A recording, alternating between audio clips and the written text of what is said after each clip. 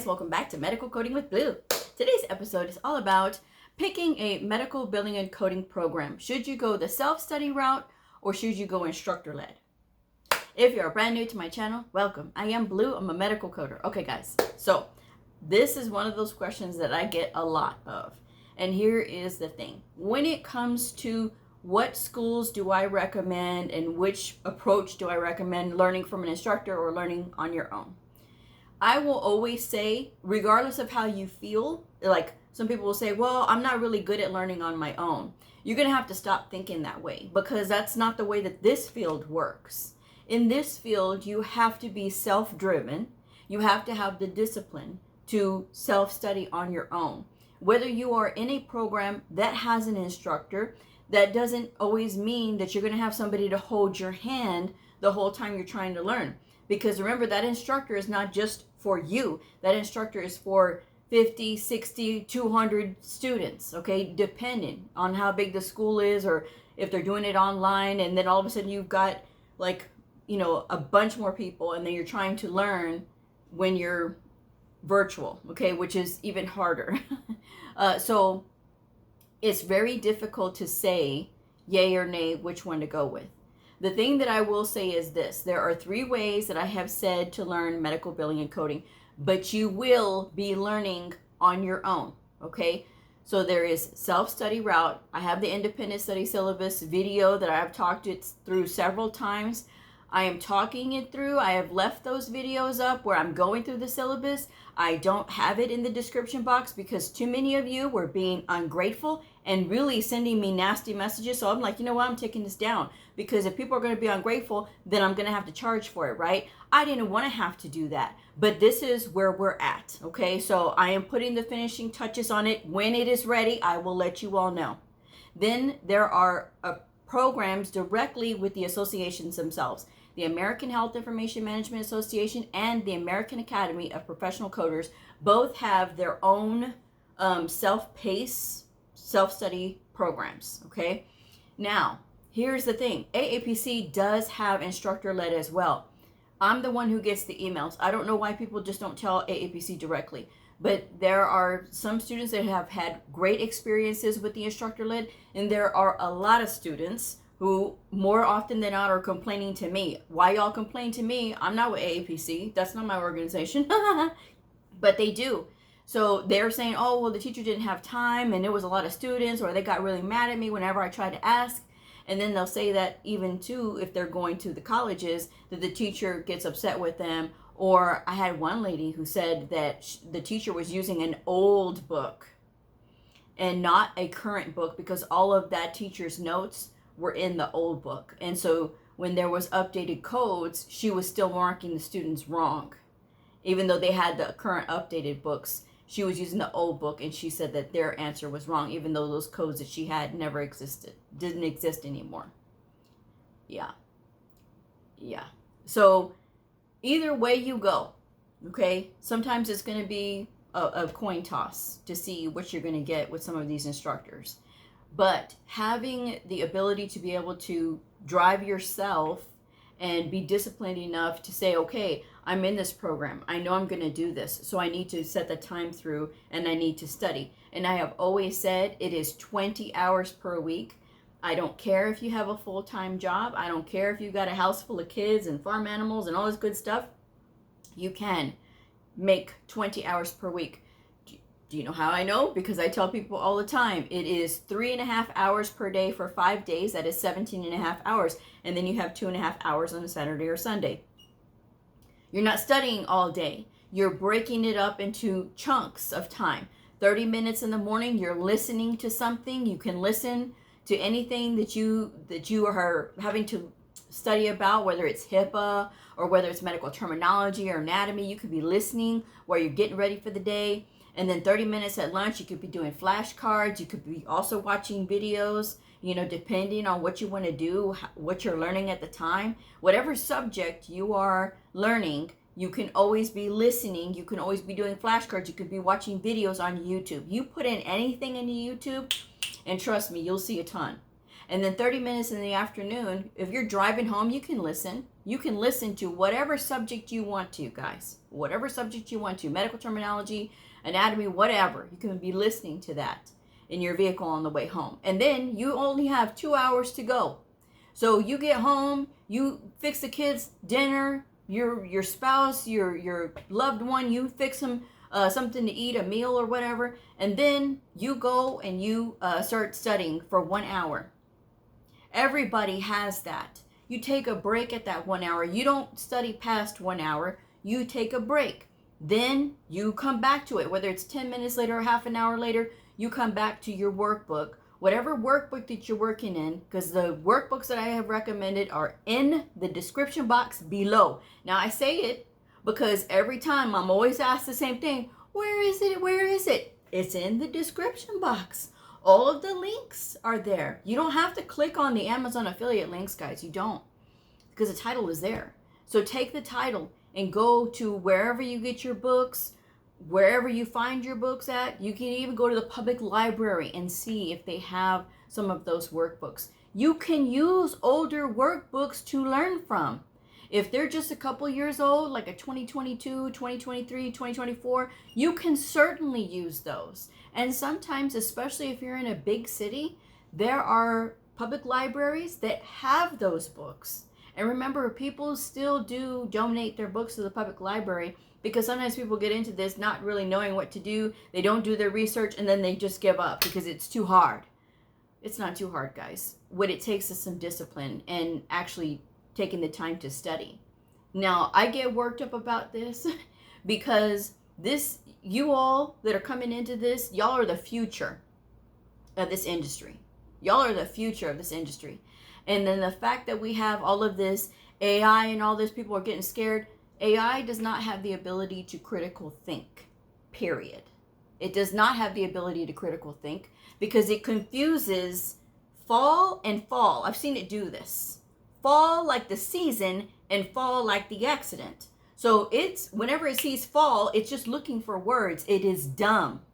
That is why we have jobs. That is why AI is just going to be used as a tool to supplement. It will never replace our ability to critical think unless people are going to let it. Okay? So that's the thing that I want to keep stressing to people. And I will get worked up about it. I will be like very animated about it because it is important to me.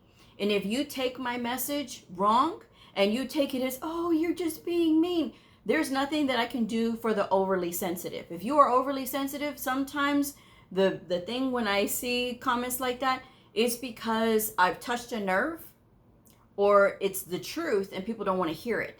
Because I'm not going to sit here and give you all the sugar. Everything is about sugar and your feelings and all this and all that.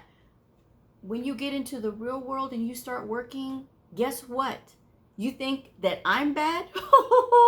Wait till you get around some of these seasoned surgeons who are not going to have the patience to deal with people who are going to sit there and not try to do their research, not try to figure the stuff out on their own.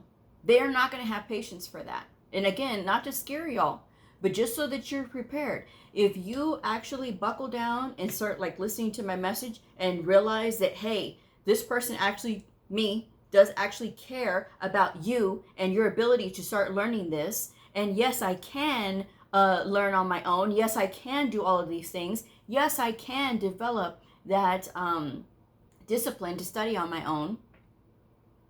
That's going to set me up for success. Me meaning you. Me meaning you is going to set you up for success. Okay? So let's get this out of our head that we are not good with self-study. Because yes, you are. Okay? Now, if you decide to go through the American Health Information Management Association, their 13-course bundle, or the AAPC, they have the self-study option, and they also have the instructor-led. I cannot recommend the instructor-led, yay or nay. That is entirely up to you. But I will say this. When you are spending this money and you are thinking you're going to get this, right? And you may or may not get it. It is a toss-up. The only way you can truly guarantee that you're going to get actual one-on-one attention for the things that you need is if you hire a private tutor.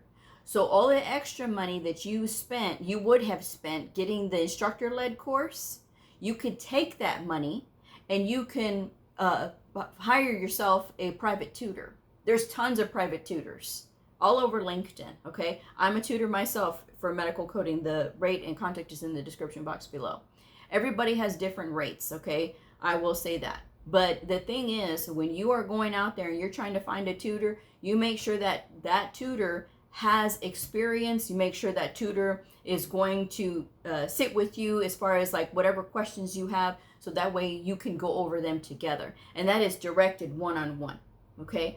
I will never tell people like you need to book this many sessions with me. All I will say is that my sessions are in 1 hour increments. I do not do sessions less time than that. You will not get a discount because you ended the session early, because everybody gets their 60 minutes when they're with me, okay? Everybody gets their 60 minutes. And trust me, you do need all of that time. Because for some of you, oh, 60 minutes is too long. That's the minimum time that you are going to be paying for, that I will be giving you. So if you decide to leave at 30 minutes, that is on you, and you will not get a refund. I'm just saying, because that's how I have my schedule, okay? People book with me in advance. My calendar is full. I am currently unavailable until August 30th, which is Saturday coming up. So other than that, you know, that's what you have. That's an option that you have, okay? And that may be better for some of you, because then you won't have to be sitting here jockeying for attention from the instructor, and you saved yourself some money, depending, you know, that you're not having to sit here and be instructor-led and not really get that one-on-one attention, and then you're like still scrambling trying to figure stuff out, and then you have to pay more money on top of that for a private tutor. It's just an option, okay? You can certainly go with the instructor-led if you want to, but I will just say that if I was to do it all over again, I would go the self-study route, and I would hire a private tutor to help me for the subjects that I know that I need, that I'm getting stuck on, okay? Because there's a lot of things that you will learn that will be easier when you're learning it, and especially when you're going through the book and you're learning it on your own. Those are the things that do happen as you're learning, okay? So that's what I would recommend there. But as far as like going to a college, now I will say this, sometimes these colleges, they have these programs for medical billing and coding. They will give you a certificate, right, that is not with the American Health Information Management Association or with the American Academy of Professional Coders. It is just some other random association which no one looks for. And it's sad because a lot of people will, these colleges or these programs will say, oh yes, you can get this certificate and it's free, but you still have to maintain it, okay? And yes, it does say billing and coding in the title of it, but there's no manuals that are required when you're taking the test. So this is basically a memorization test, okay? Are employers looking for it? No, they are not looking for it, because if you look in the job listings, you'll see that they're looking for the American Health Information Management Association or the American Academy of Professional Coder credentials. The CCS, the CCA, or the CCSP, all with the American Health Information Management Association, or the CPC with the American Academy of Professional Coders. Those are what employers are looking for. They're not looking for all these other credentials. They're looking for these 4 when they're looking for medical coders, okay? So that is something that you need to keep in mind. If you want to get certified in revenue cycle, again, when you add on credentials, it is going to make you have to get more CEUs. You're going to have to pay more money out to maintain this credential that is anyone looking for it. So that's why I say, especially for my brand new folks, you only need to get 1. I hear very sad stories about students who come to me and say, well, my teacher told me I needed to get all these credentials. I have 4 credentials and I don't have a job. I don't know how I'm going to maintain these. The teacher did not think about your financial welfare, did they? When I have always said that you all can do your research to be able to get your first certification, and that all you need is 1. Even though some of you will get upset with me, oh no, I want to get this one, that one, this one, that one. But then you can't, some of you want to get all these credentials, right? but then you still don't fully understand medical terminology. Oh, I hate that. You still don't fully understand anatomy. Oh, but I get so confused. But you're getting all these credentials, right? You're getting all these credentials for what?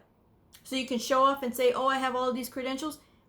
A line of credentials means nothing if you don't have the experience to back it up, number one. Number two, when you have a line of credentials and people see this, and especially if they see that you have like a CPCA, because you have no experience or you have less than 2 years of experience, and they see that, they're going to know that all you're doing is just taking tests. And that does nothing to help you with your improving your chances to get a job. It does nothing for it. Because getting more credentials does not make you more money. Getting more credentials does not make you more money. If you think it does, or somebody tells you that it does, they lied to you. They lied. Because it doesn't. What gets you more money in this industry, right? And we don't talk about money in specifics, but for those of you that are overly concerned with the money part, what gets people more money, what gets coders more money is knowledge and skill and time. Knowledge, skill, and time. Those are the three things that will get coders more money. The more versatile you are as a coder, meaning that you can code anywhere and for any specialty, and you know how to apply evaluation and management and modifiers and CPT procedures, and then if you have ICD-10 PCS knowledge, you have that too, you know. And if you can do all of those things, that is what helps. Because if I am making a choice between hiring somebody who is only outpatient coder or somebody who can do anything, inpatient or outpatient coding, I'm going to go with the inpatient outpatient coder. Why? Because if I need, and if I get stuck as the employer, if I get stuck, I need to know that my staff can fill in, and that I'm not going to be sitting here shortchanging myself because I have a coder who only knows outpatient coding. That's why I say time, knowledge, and skill. Those are the things that will get you more money in this field. I'm just saying. So with that said, choose carefully. If you do decide to go with instructor-led and you say, well, Blue, my local college has a medical billing and coding program, okay, and I'm thinking about going ahead and signing up for their program, ask them to speak to the professor. You are paying them anywhere between $5,000 and $40,000, some of you. You should not be paying more than $5,000 to learn medical billing and coding. You should not. But for some of you, you're going to pay and get these darn student loans when you could be learning on your own. But because you need structure, because some of you need structure, you don't want to listen. Okay, $20,000 in the hole, $40,000 in the hole. Somebody got $40,000 in the hole and didn't even get trained for AHIMA or AAPC credentials. Isn't that sad? That's sad. That is so sad. $40,000 they spent, and not even to get the proper training for AHIMA or AAPC credentials because they didn't do their research. Okay? So go speak to the instructor. Talk to the instructor. You're going to go to a trade school, vocational school, whatever you call it, in your area. People call it different things. And I was getting lots of emails. What is vocational school? It's a trade school. Come on, guys. Trade school. They teach you different trades, you know, like medical billing and coding. They also teach like just other things, other trades and stuff like that. I don't know why I'm blanking. Like barber and things like that. They do that, okay? Trade schools do those types of things. You know, sometimes medical assistant, you know, they do all those things. So that's one of those things that go speak to the instructor. You're giving them this much money, or you're about to give them this much money. You need to think through carefully, okay? And then you need to ask them, meet with them, ask them what their credentials are. Look up those credentials to make sure they're legitimate credentials. And if they tell you, oh, I have my degree, but they don't have a medical coding certification, no. That wouldn't be an instructor that I would want. You need to have a credential. When was the last time you worked in the real world? And it's not questioning their ability to be able to teach you. It is questioning it is giving you the information that you need to make the decision, because how far back is going to say a lot about their knowledge right now, because evaluation and management has really gone through a big overhaul in the last 3 years. Okay, in the last 3 years. And that's just for evaluation and management. Now, ICD-10 CM, which is the diagnosis codes, and ICD-10 PCS was implemented October 1, 2015. So if they're telling you they were coding the last time it was in 2014, then that means that they were coding during ICD-9 times, which is a completely different code set, okay? And a code set that doesn't even exist anymore. ICD-9 does not exist anymore, and it is retired. But ICD-10 is what we're in right now, and you need somebody who's had that time and all of that experience in ICD-10 to be able to teach you properly. Okay, at least that's just my advice anyway. So make sure that you have that you're going in, you're asking those questions, you're being proactive. Make sure that you understand that you are getting into a field where we have to know what doctors know while never having gone to medical school. We need to be good with medical terminology and anatomy. And these things will build over time. This is not something you're going to learn in 9 months, 12 months, or 18 months. You need to get a good foundation during this time, yes, so that you have some idea of what you're doing. But you will build into those details as you start working, okay? As you start working. So that's my recommendation there when it comes to whether you should go instructor-led or whether you should go self-study. There will be some form of self-study no matter what you do, okay? But instructor-led, it's entirely up to you. But like I said, if it was me all over again, I would take that money that I was going to spend on that instructor-led course and I would put that towards a tutor. And I would watch my video on the Independent Study Syllabus where I'm talking it through, because again, y'all made me do it. I didn't want to take it down, but I also wanted the troll messages to stop. I wanted them to stop, okay? But you can still listen to the video. You can still write stuff down. I still have videos where I'm actually showing the actual books. So take the time to watch those guys, and it's helping you. I'm not asking y'all for anything. There's nothing involved here other than you doing your research. And that is what we are supposed to do as coders, is to do research, okay? And I will say this, and I'm gonna wrap it up. I will never change. Do y'all hear me? All this fire in me, all this feistiness that I get, the directness that I have, I will never change. Do you hear me? I will never, ever change, ever. I will always have this love, and this love for this field, it grows every day. I will always care about new coders first. It will always upset me that there are people out there that are willing to take advantage of new people who don't know. I will always get upset about that. I will always be vocal about not doing that to them, because y'all are the next generation of medical coders. And I want y'all to be strong. I don't want y'all to be so sensitive to everything. Okay? I don't want y'all to be so sensitive to everything, because you don't need to be. This is your field that you're going to get into. And that's all I'm going to say on that. But I will never change. So if I say something that upsets you, you need to look at yourself. Look at yourself, okay? Because where I say it comes from a place right here, right from my heart. That's where it's coming from. And no one is ever going to change that. And I will never change for anyone. I have done so well with this approach because some of people didn't like it. But then when they stuck through it and they listened again, and then they're like, well, you know, Blue, you're right. Oh, Blue, I'm able to pass my certification. Oh, Blue, I'm able to provide for my family now. You know how many times I've gotten that email? Several times. So I will take that any day and all day, every day. And I will never change my approach. I'm just saying. So with that said, I'm going to wrap this one up. Thank you guys so much for joining me. If this video helped you, please like, subscribe, and share. And I'll see y'all next time. Bye.